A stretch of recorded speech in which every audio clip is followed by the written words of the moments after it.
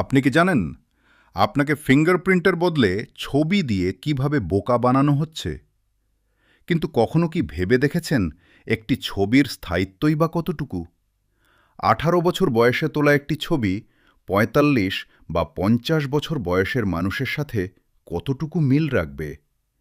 মুখ ভর্তি দাড়ি গোঁফ নিয়ে ছবি দেওয়ার পর যদি কেউ সম্পূর্ণ দাড়ি গোঁফ কেটে ফেলে, তাহলে শুধুমাত্র সেই ছবির মাধ্যমেই কিভাবে তার প্রকৃত পরিচয় নিশ্চিত করা সম্ভব?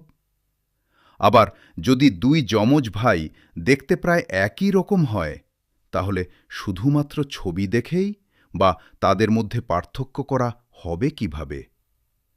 এখানেই সামনে আসে এক গভীর প্রশ্ন। মানুষের প্রকৃত পরিচয়ের সবচেয়ে নির্ভরযোগ্য সাক্ষী আসলে কে? সময় মানুষের চেহারা বদলে দেয়। শৈশব থেকে যৌবন, যৌবন থেকে বার্ধক্য, মুখমণ্ডলে পড়ে পরিবর্তনের ছাপ। কিন্তু এমন একটি জিনিস আছে যা সময়েও বদলাতে পারে না, আর সেটি হল মানুষের আঙুলের ছাপ।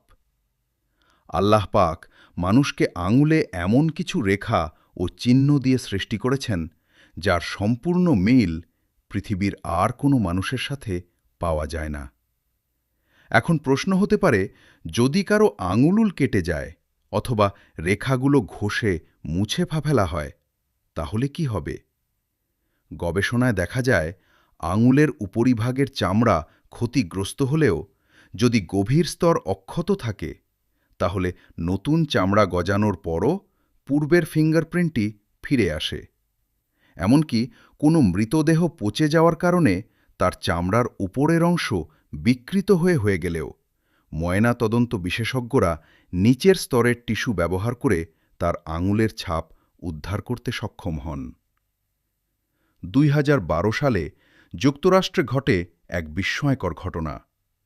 একটি ট্রাউট মাছের পেট থেকে পাওয়া একটি বিচ্ছিন্ন আঙুলের অংশ বিশ্লেষণ করে পুলিশ নিশ্চিত হয় যে সেটি নির্দিষ্ট ব্যক্তিরই আঙুল।